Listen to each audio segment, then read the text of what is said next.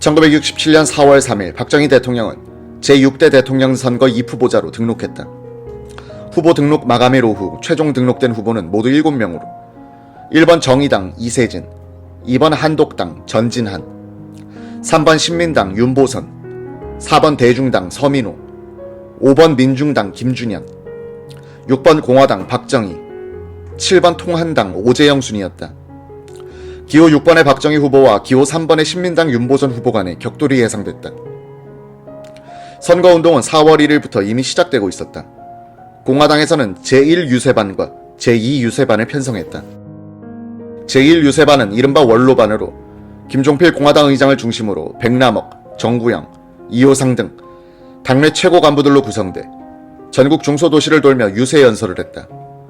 박정희 후보를 중심으로 이우락 청와대 비서실장, 김성곤 공화당 재정위원장, 박종규 경호실장 등으로 구성된 제2유세반은 4월 중순부터 전국 주요 도시를 돌며 유세를 시작했다. 1967년 제6대 대통령 선거는 박정희 후보에게 큰 부담이 되지 않았던 선거였다. 무엇보다 지난 4년간의 괄목할 만한 업적이 박정희 후보에게 든든한 선거 자산이 되고 있었다.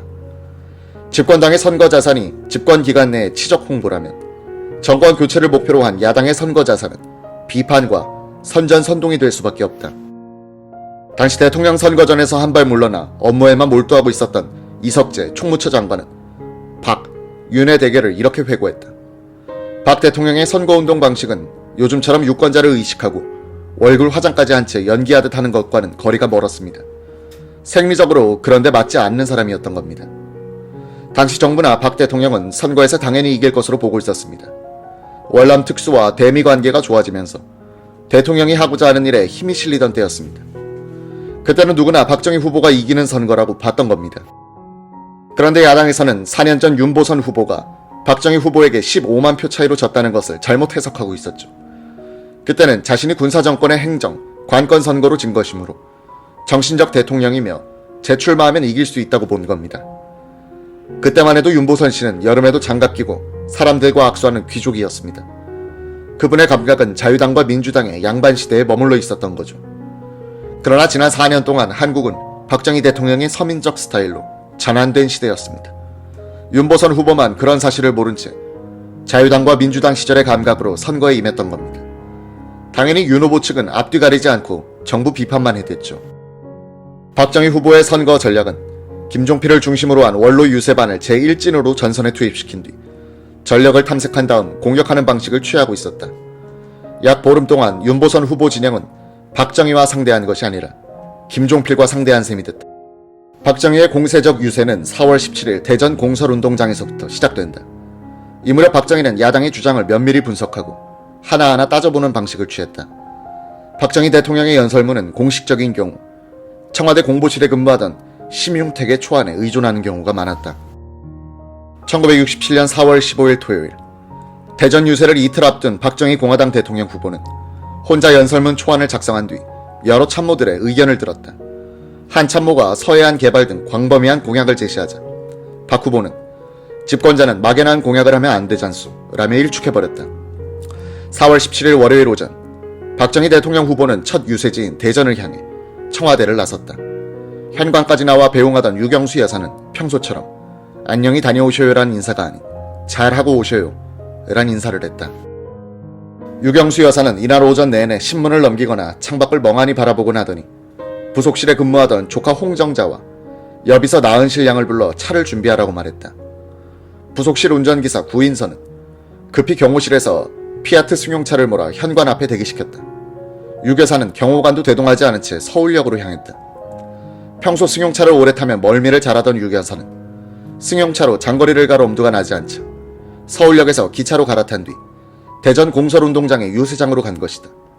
홍정자, 나은실 두 비서가 한복 차림의 유경수 여사와 함께 도착한 대전 공설운동장은 인파로 가득했다. 홍정자의 회고.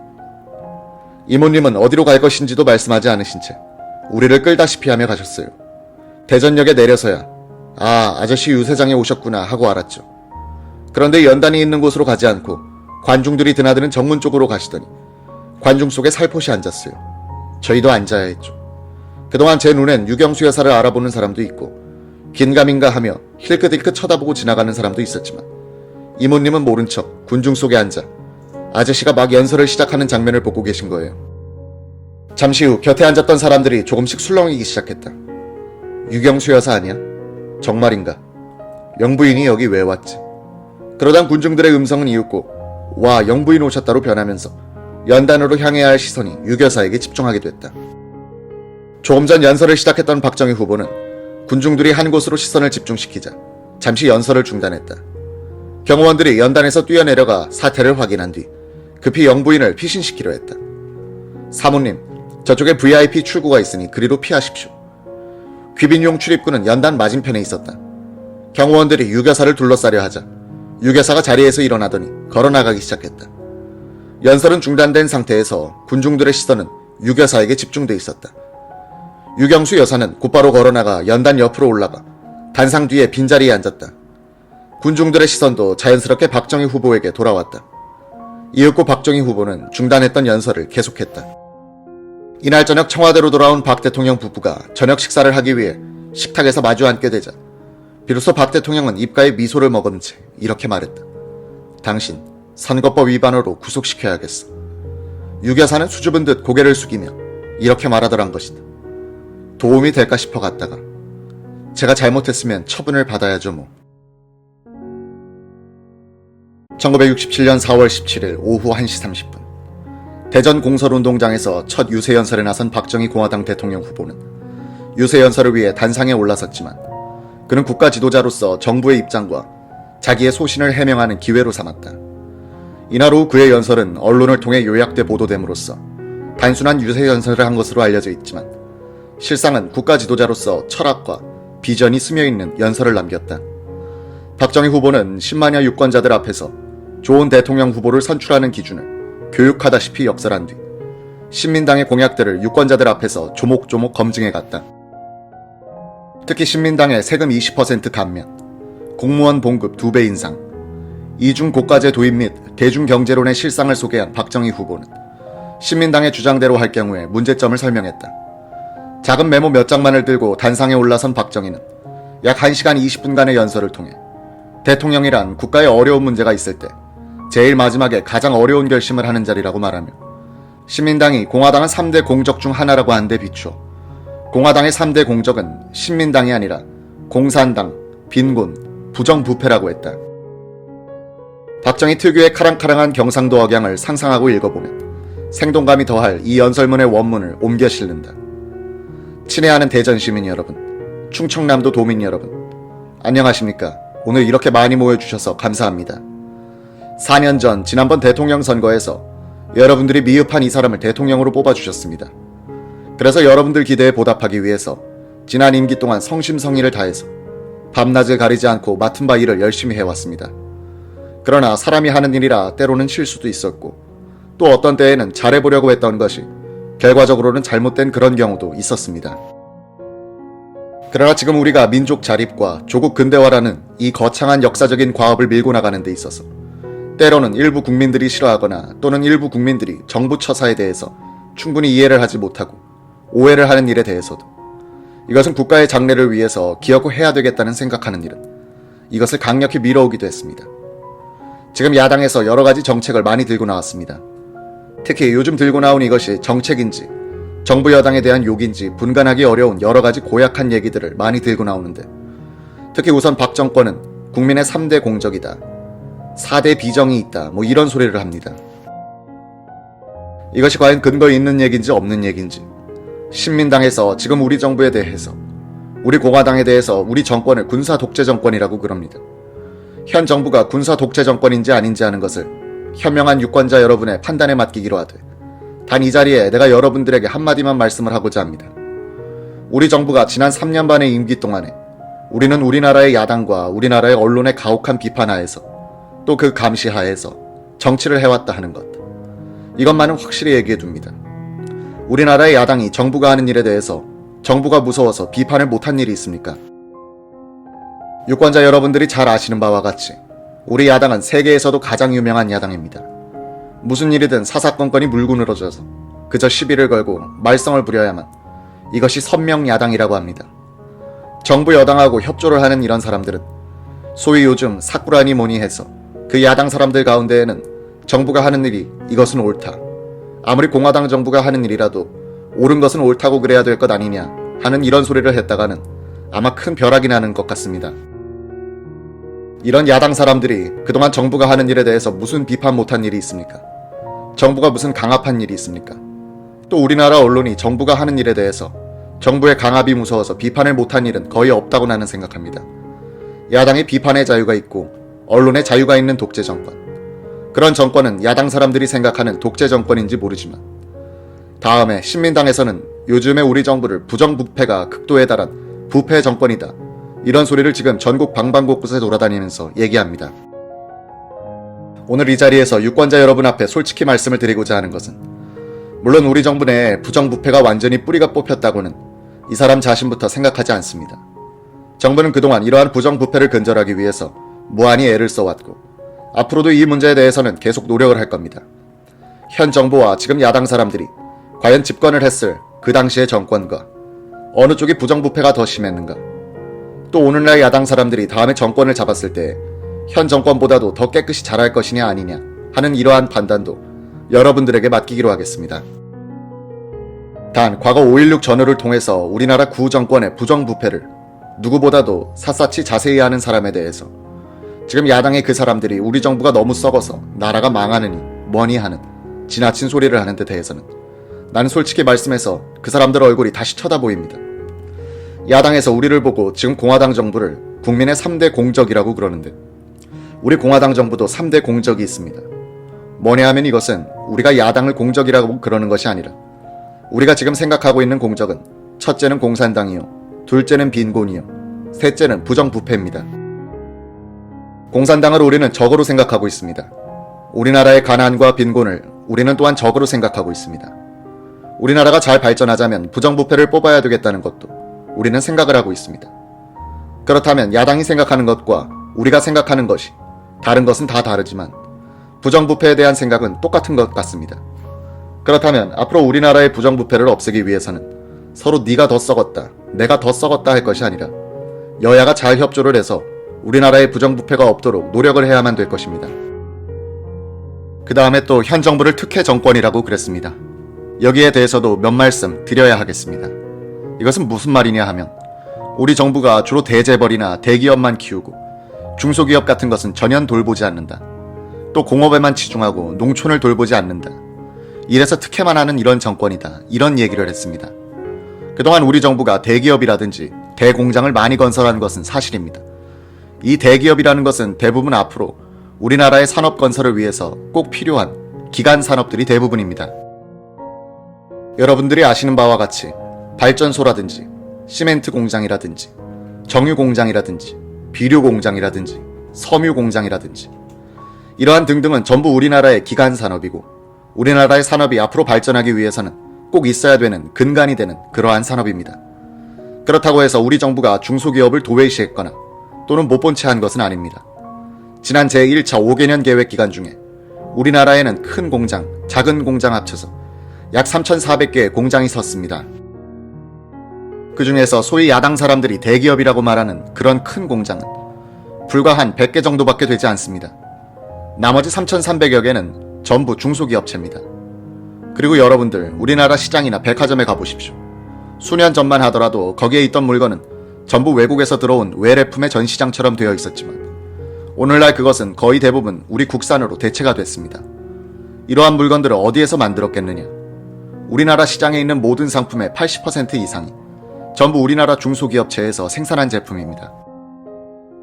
그리고 오늘날 이 대기업과 중소기업이라는 것은 서로 끊으려야 끊을 수 없는 불가분한 그런 관계에 있는 것입니다. 대기업이 자라난 연후에는 대기업과 중소기업이 서로 계열화가 되고 또 그 밑에서 중소기업이 자랄 수 있는 겁니다. 한 가지 좋은 예로 우리나라에 지금 제철 공장이 몇 개 있는데 철강 공장 이런 것은 아마 소위 우리 야당들이 말하는 대기업에 속할지도 모르겠습니다. 대기업이라는 그 개념이 벌써 약간 외국과 다릅니다. 우리나라에서는 지금 고용인원 한 200명 이상 쓰고 있는 이런 공장을 대기업이라고 그럽니다. 여기에서 만드는 철판이라든지 철봉이라든지 이런 것은 중소기업체에 내려가서 다시 이것을 절단하고 해서 여러 가지 물건을 만드는 겁니다. 그리고 대기업은 중소기업에다가 원자재라든지 원료를 공급하는 이런 공장이 되는 것이고, 또 지금 좋은 예가 자동차 공장이 지금 우리나라에 하나 생겼는데, 이 공장 밑에 붙어있는 소위 하청 공장이라는 것이 수십 개가 됩니다. 자동차 공장이라고 해서 그 공장 안에서 모든 것을 다 만든다는 것은 아닙니다. 가령 타이어는 타이어 공장에서 만드는 것이고, 또 사람이 앉는 시트는 또 다른 어떤 공장에서 만드는 것이고, 손잡이라든지 너트라든지 소소한 이런 부분품은 제각금 또 다른 하청 공장에서 만드는 겁니다. 이런 것을 우리가 소위 대기업과 중소기업의 계열화라고 그러는 겁니다. 분업이라고 하는 것이 바로 이것입니다. 또 조그마한 공장들이 어떤 전문적인 부분만 만드는 것을 이걸 전문화 공장이라고 그럽니다. 이렇게 해서 대기업과 중소기업이 같이 커나가는 겁니다. 특히 우리나라와 같이 새로이 경제 건설을 하는 나라에 있어서는 이런 투자의 효과가 크고 경제 성장의 속도가 빠른 이 대기업이라고 하는 것은 가장 우선적으로 이것을 키워야 되는 겁니다. 이것은 다른 나라에 있어서도 똑같은 그런 추세에 있는 겁니다. 이런 것을 볼 때 야당 사람들이 말하는 것과 같이 우리 현 정부가 대기업만 키우고 중소기업은 돌보지 않는다 하는 얘기도 사실과는 거리가 먼 얘기라고 아니할 수 없습니다. 다음에 야당에서 내놓은 이 경제정책이 하나 있습니다. 지금 야당 사람들은 자기들이 집권을 하면 당장 국민 모두가 부자가 되고 잘 살고 잘 입고 잘 먹도록 해줄 수 있다, 이런 소리들을 합니다. 그래서 우리도 무슨 그런 묘한 방법이 있는가 하고 여러 가지 얘기를 들어보았는데 결국은 이런 얘기입니다. 자기들이 집권을 하면 정부가 국민으로부터 받는 것은 될 수 있는 대로 이것을 대폭적으로 깎아주고, 또 정부가 국민들로부터 사들이는 물건은 될 수 있는 대로 비싸게 사들인다. 가령 쌀도 비싸게 사주고 보리도, 담배, 고구마, 유채 등등. 또 정부가 국민들에게 주는 것은 가령 공무원들에게 주는 봉급은 몇 배씩 올려주고, 농민들에게 주는 보조금이라든지 수당이라든지 이런 것은 전부 다 올려준다. 이러한 얘기들입니다. 이것을 지금 야당에서는 대중경제니 대중자본주의니 뭐 이런 소리를 가지고 표현을 하고 있는 것 같은데, 이것은 얼른 듣기에는 대단히 솔깃하고 구미가 당기는 얘기 같습니다. 그런데 아까도 말씀드린 바와 같이 문제는 우리나라 형편으로서 야당 사람들이 말하는 이런 정책이 과연 실천 가능한 문제니 아니냐 하는 문제를 우리는 잘 검토해 봐야 되겠습니다. 지금 야당 사람들이 말하기를 세금을 자기들이 집권하면 20%를 낮춘다고 그럽니다. 쌀값을 정부 매상 가격보다도 한 1,000원 올린다고 그럽니다. 비료는 한 30% 싸게 해준다고 그럽니다. 또 공무원들의 봉급은 당장 배로 올려준다. 또 이중고과제를 실시해서 농민과 소비자를 다 같이 보호하겠다. 이것 아마 일부 국민들은 듣고 상당히 흥미를 느끼는 그런 국민들이 있으리라고 생각합니다만, 우리 정부에서는 야당이 내놓은 이 정책이 과연 실천 가능한 것인지 아닌지 하는 것을 그동안 쭉 검토해 봤습니다. 결과는 이렇게 됩니다. 가령 지금 세금을 우리가 20%를 깎는다 할 것 같으면 1년 동안 정부의 세수가 얼마나 줄어드느냐 하면 약 287억 원이 줄어듭니다. 여러분들이 아시는 바와 같이 우리나라 금년도 예산 규모가 1648억 원입니다. 거기에서 287억 원이 줄어드는 겁니다. 공무원들의 봉급을 2배로 올릴 것 같으면 현재 456억 원이니까 공무원들의 봉급만 해서 912억 원입니다. 이중고과제를 해서, 이것은 여러분들이 잘 아시는 분은 다 잘 아실 줄 압니다만, 쌀을 농민들한테는 비싸게 사서 소비자들에게는 싸게 판다. 그러면 거기에 차가 생기는데 손해는 누가 보느냐? 정부가 본다. 그러면 정부가 얼마 정도 손해를 보게 되느냐 하면 약 940억 원이라는 적자가 생깁니다. 공무원의 봉급을 올리는 것도 좋고 세금을 깎는 것도 좋지만 우리는 국방도 해야 되고 의무 교육도 해야 되는 것입니다. 여러분들 자녀들의 교육도 해야 하고 또 투융자도 해서 건설해야 합니다. 중앙정부가 지방도나 시군에 대한 지방교부세도 줘야 합니다. 도나 시, 군의 예산이 적어서 중앙에서 보조하지 않으면 이것이 유지되어 나가지 않습니다. 이런 것을 전부 하자면 그러면 이 적자 940 몇억 원이라는 돈을 다시 보충해야 되겠는데, 보충하는 방법이 뭐냐? 내 생각에는 두 가지가 있다고 생각합니다. 하나는 여러분들한테서 세금을 다시 거두는 겁니다. 언제는 20% 세금을 깎아주었다가 몇 배나 더 비싼 세금을 또 받아야 됩니다. 아마 야당도 그것은 못할 겁니다. 그렇다면 다른 방법은 뭐냐? 이 대전에 있는 조폐공사의 기계를 많이 돌려서 돈을 한 1,000억 원가량 더 찍어가지고 통화를 더 증발하는 길밖에 없습니다. 그렇게 되면 어떻게 되죠? 물가가 아마 몇 배나 뛰어 올라갈 겁니다. 인플레가 될 것입니다. 야당 사람들이 쌀값을 1,000원 올려준다고 그랬는데 만약 이런 식으로 하면 쌀값 1,000원 올릴 필요가 없을 겁니다. 왜냐? 가만히 있어도 쌀값이 1,000원이 아니라 5,000원, 10,000원 정도까지 뛰어 올라갈 테니까. 그러면 결국 누가 손해를 보고 누가 피해를 보는 겁니까? 아마 쌀 장사하는 몇 사람만 부자가 될 것입니다. 어떤 물건을 혼자 독점하고 있는 사람이 이렇게 꼭 움켜쥐고 앉아 있으면 물가가 그냥 뛰니까 몇 사람만 부자가 되고 나머지 전부 다 피해를 볼 것입니다. 농민도 피해를 볼 것입니다. 이거야말로 부자 되는 사람 되고 없는 사람은 망하고, 야당 사람들이 요즘 말하는 부익부 빈익빈이라는 것은 아마 이런 얘기를 말할 겁니다. 불가능한 얘기입니다. 결과적으로 또 여기에 하나 우리가 도무지 이해할 수 없는 문제가 있습니다. 야당 사람들이 이중고가제를 하면 쌀을 1년에 2천만 석을 정부가 매상을 한다고 그럽니다. 여러분들 쌀 한 가마 얼마나 합니까? 지금 한 7,000원 정도로 보면 2 곱하기 7이 14. 금년 가을에 가서 정부가 2천만 석을 사기 위해서 당장 매상자금 1,400억 원이라는 돈이 마련되어야 됩니다. 이 돈은 어디에서 만들어냅니까? 금년 가을에 추수할 무렵쯤 가면 정부 예산도 그때는 3분의 1 정도 남아있을 겁니다. 예산 탈탈 긁어서 딴 사업은 아무것도 안 하고 쌀만 매상하더라도 절반이나 모자랍니다. 이러한 무모한 정책은 없습니다. 이런 식으로 하면 정부의 재정이라는 것은 완전히 파탄 상태에 들어가서 정부는 아주 문을 닫아야 될 것입니다. 국가의 살림살이라는 것은 그렇게 간단한 문제가 아닙니다. 야당 사람들이 지금 일반 국민들에게 듣기 좋게 무책임하게 우리가 집권을 하면 무엇을 올리고 무엇을 깎아주고, 나라의 살림살이라는 것은 그렇게 간단히 되는 것이 아닙니다. 보다 더 계획적이고 보다 더 짜임새 있게 아껴서 알뜰하게 해도 우리나라의 살림살이가 어려운데, 하물며 아무 계획도 없이 주먹구구식으로 일반 국민들이 듣기 좋게 인기 정책으로 그저 무슨 봉급은 배로 올려준다. 현 정부는 인색해서 공무원들 봉급을 올리지 않습니까? 지금 올려주고 싶어도 우리의 재정 형편이 당장 배로 올릴 수는 없다. 이것입니다. 그래서 지금 우리 정부는 공무원들 생활 보장을 하기 위해서 매년 한 30% 전후의 선을 가지고 완전히 최저 생활 보장이 될 때까지 매년 올리자. 앞으로 한 4, 5년 동안만 올리면 그동안 물가가 상승한 것을 빼더라도 현재 봉급의 배보다 훨씬 올라가서 최저 생활 보장이 될 것이다. 이렇게 우리는 지금 보고 있는 겁니다. 이걸 갖다가 지금 당장 2배로 올린다. 이것은 조폐공사에서 돈을 찍어내기 전에는 아마 방법이 없을 겁니다. 그 다음에도 야당에서 아주 무책임한 얘기를 요즘 하고 있습니다. 이것은 내 생각에는 아주 큰일 날 얘기입니다. 뭐냐 하면 군대에서 복무하고 있는 군인들의 복무 연한을 자기들이 집권하면 2년으로 단축한다. 이것은 야당 사람들이 지난번 선거 때에도 우려먹었습니다. 군인들한테 호감을 사기 위해서 이런 소리를 했습니다. 그래 요전에 야당의 어떤 그 지도자가 이런 소리를 했죠.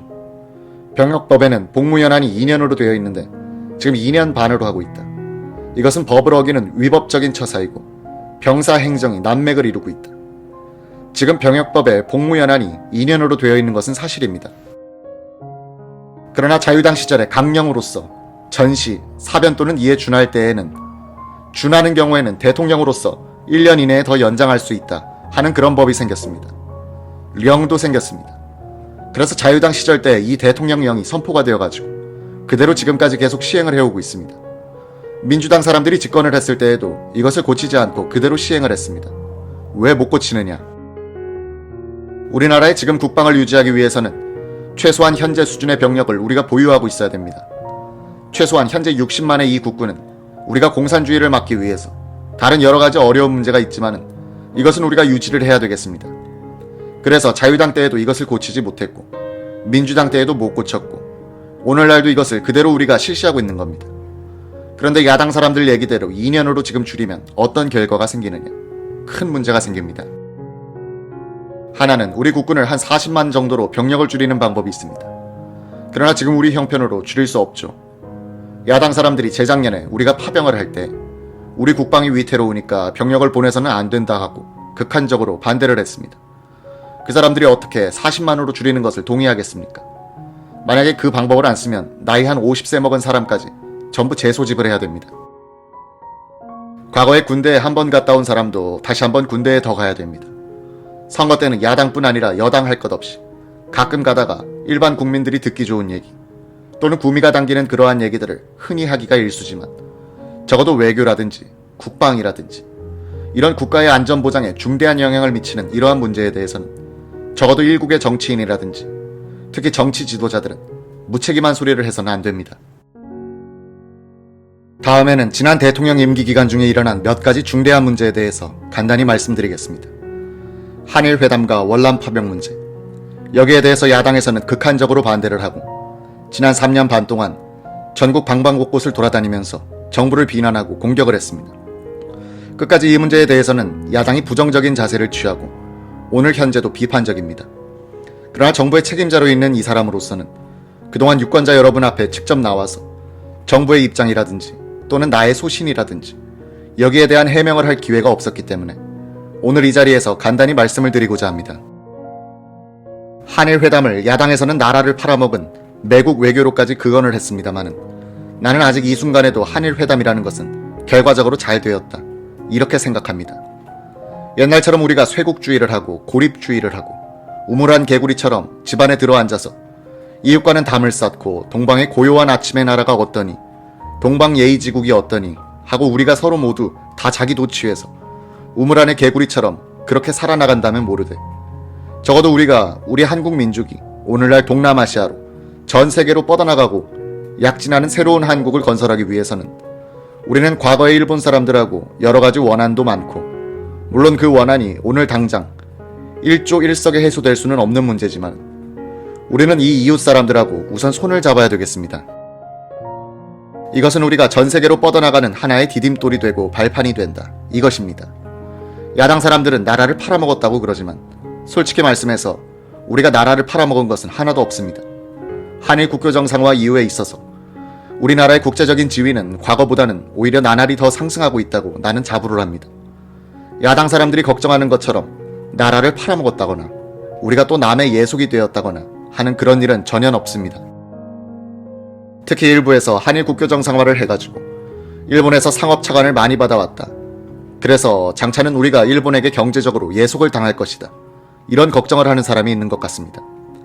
그동안 우리가 상업 차관을 받은 것은 사실입니다.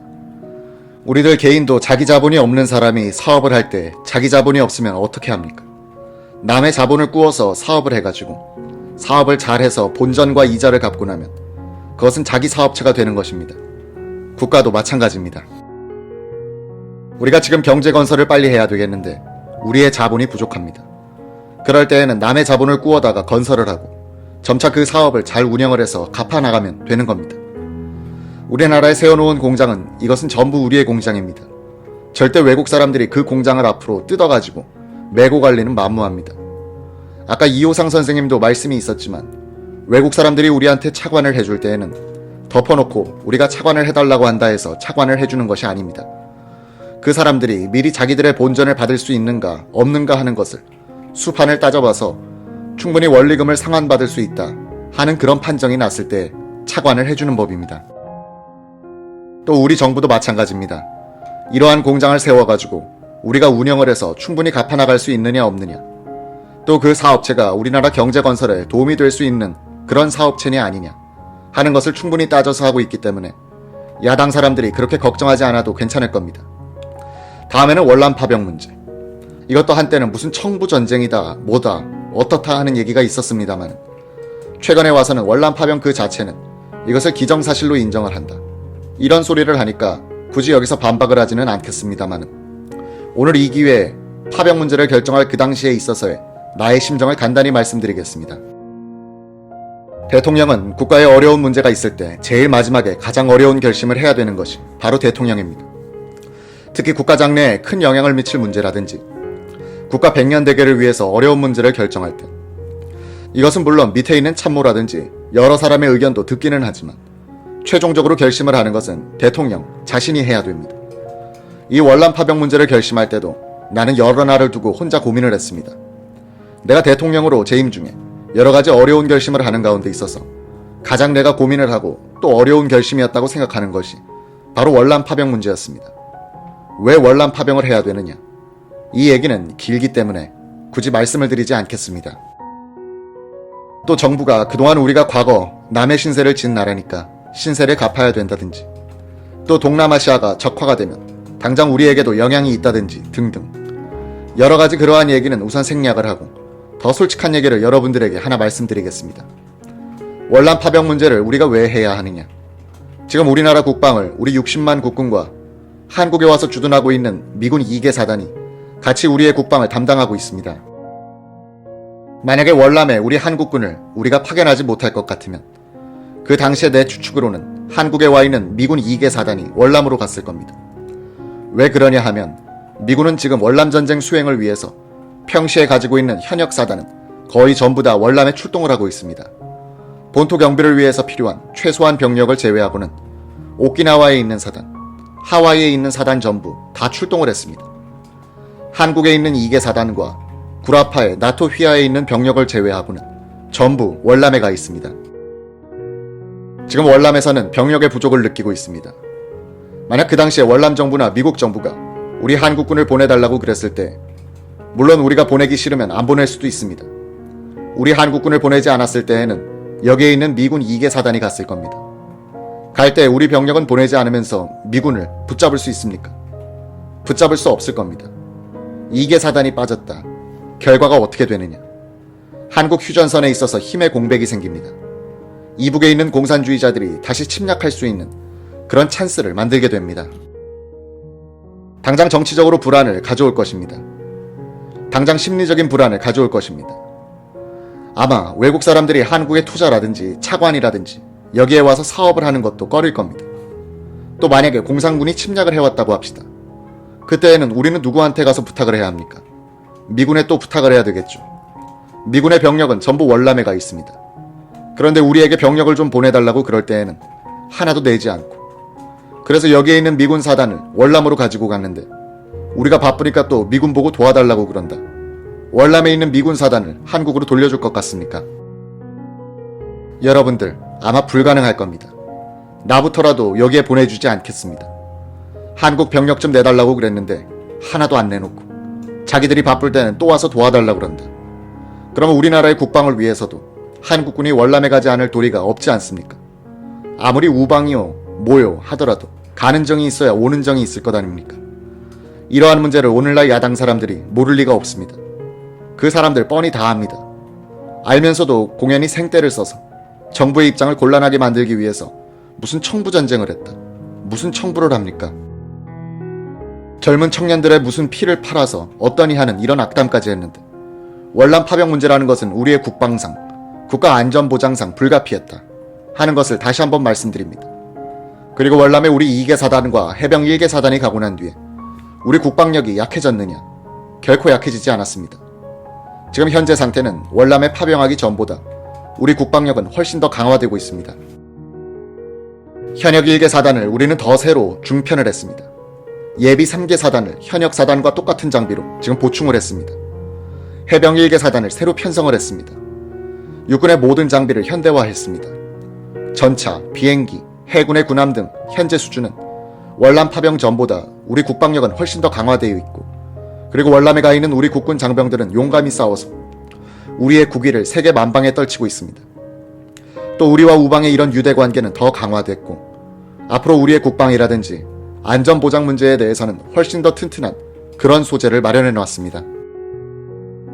얘기가 길어집니다만 여러분한테 오늘 얘기할 것을 여러 가지 준비해 가지고 왔는데 요것 한 가지만 말씀을 드리고 줄일까 합니다.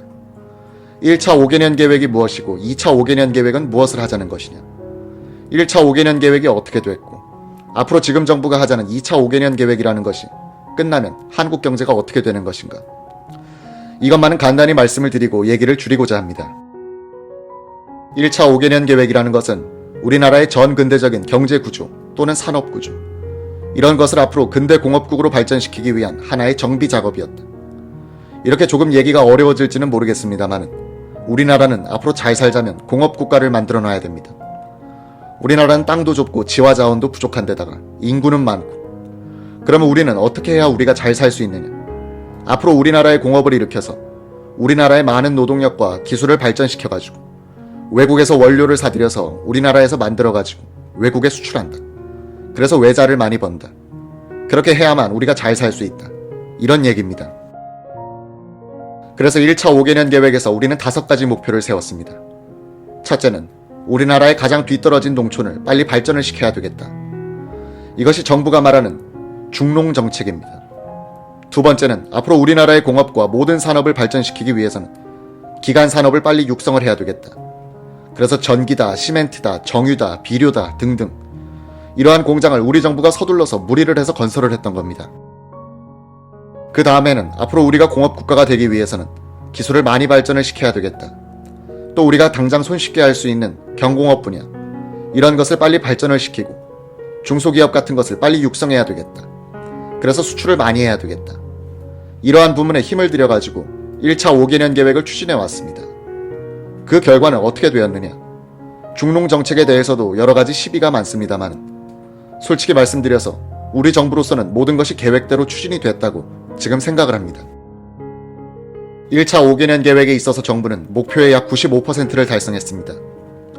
물론 우리나라 농촌에 지금 여러 가지 어려운 문제가 많이 있다는 것은 이 사람 자신부터 잘 알고 있습니다. 그러나 우리가 1차 5개년 계획에서 세워놓은 그 목표만은 달성을 했다. 이것입니다. 뭐냐? 우리는 식량을 2배로 증산했습니다. 여러 가지 특용 작물이라든지 경제 작물을 우리는 많이 장려를 했고 우리나라의 경지를 확장하기 위해서 약 26만 정도의 경지가 늘어났습니다. 그러나 이러한 것이 아직까지 우리의 농촌이 옛날부터 너무나 가난하게 살아왔기 때문에 이것이 일조일석에 그 효과로 우리 눈에 뜨이지 않습니다. 이런 것을 보고 중농정책이 실패를 했지 않느냐 이런 소리를 하는 사람이 있기는 합니다만 우리 농촌이 지금 확실히 발전돼 가고 있는 것만은 사실입니다. 오늘 이 자리에도 농촌에서 오신 분들이 많이 계신 줄 압니다만 우리 농촌이 무엇인가 지금 되어가고 있는 것만은 사실 아닙니까? 과거보다도 지금 하나둘 발전되어 가고 있는 것만은 사실 아닙니까? 식량이 증산됐기 때문에 근래에 와서는 우리나라에 춘궁기라는 말이 없어진 것만도 사실이 아닙니까? 또 전략농가가 과거보다 훨씬 더 줄었다는 것 이것도 아무도 부정할 수 없을 겁니다. 무엇을 가지고 아느냐? 도에서나 시에서나 군에서 가지고 있는 대여 양곡이 어느 정도 나갔느냐 하는 것을 보면 전략농가가 그전보다 줄었느냐 안 줄었느냐 하는 것을 우리가 짐작할 수 있는 겁니다. 물론 이렇다고 해서 우리 농촌이 다 잘 살게 되었다는 얘기는 결코 아니고 우리가 앞으로 여러 가지 문제가 있고 2차 5개년 계획에 있어서 계속 노력을 해야 되겠다. 그럼 2차 5개년 계획에 있어서 우리가 무엇을 하겠느냐? 2차 5개년 계획에는 농업과 공업을 같이 병행해서 강력히 밀고 나가자. 거의 농공병진에서 나가자. 이것이 우리가 말하는 농공병진 정책입니다. 2차 5개년 계획이 끝나면 또는 끝날 무렵에 가면 우리는 식량을 자급자족해야 되겠습니다. 지금 우리나라는 역사의 하나의 전환점에 있습니다. 뭐 어떻게 전환점에 서 있느냐? 우리나라는 지금 공업화해 가고 있습니다. 우리나라가 근세에 일본에 한번 졌습니다. 일본의 식민지가 됐습니다. 왜 됐느냐? 일본은 빨리 공업화가 되고 우리 한국은 뒤떨어졌기 때문에 일본에 우리가 졌습니다. 지금 우리는 우리나라를 공업화시키기 위해서 근대화하기 위해서 그 과정을 지금 걷고 있고 한 고비를 지금 넘고 있는 겁니다. 다행히도 우리 모든 국민들이 여기에 대해서 적극적으로 호응을 하고 협조를 하고 지난 5년 동안 우리 농민들, 우리 기업들, 우리 상공인들 모든 국민들의 노력으로서 우리나라의 경제는 나날이 발전되어 가고 있는 겁니다. 오늘 우리 한국 사회에는 국민들의 활기찬 그러한 모습을 도처에서 볼 수 있고 젊음과 의욕과 자신과 국민의 생기가 약동을 하고 있는 겁니다. 이러한 과업을, 이러한 거창한 역사적인 과업을 이번 선거에 있어서 여러분이 또다시 우리 공화당을 지지해 주시면 이 과업을 중단하지 않고 그대로 우리가 추진해 나가야 되겠다. 적어도 우리가 착수한 2차 5개년 계획만은 꼭 우리 손으로 매듭을 지어야 하겠다. 이것이 우리가 이번 선거에 있어서 국민 여러분에게 또다시 지지를 호소하는 유일한 이유가 되겠습니다. 여러 가지 두서없는 이야기를 장시간 해서 대단히 죄송합니다. 오랫동안 경청을 해주셔서 대단히 감사합니다.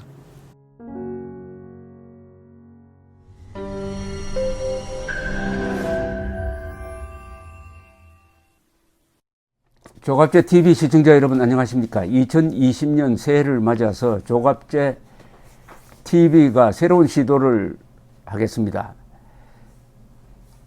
구글에서 제공하는 유튜브 채널 멤버십 제도입니다. 쉽게 말하면 조갑제 TV 회원 제도입니다. 에 대해서 설명을 드리겠습니다. 벌써 조갑제 TV 구독자가 35만 명을 넘어섰습니다. 아이슬란드 인구와 같게 되었으니까 앞으로 이 커뮤니티를 활성화하고 상방향 소통을 강화하기 위한 제도입니다. 구독 버튼 옆에 있는 가입 버튼을 눌러주시기 바랍니다. 이 채널 멤버십 제도는 유료입니다. 유료인데 등급을 세 등급으로 나누어서 특혜를 드리는데 구별이 있습니다. 조갑제 TV 첫째 친구 월 12,000원 내시는 분들을 친구라고 부르기로 했습니다. 이분들에게는 회원 전용 동영상을 제공을 합니다.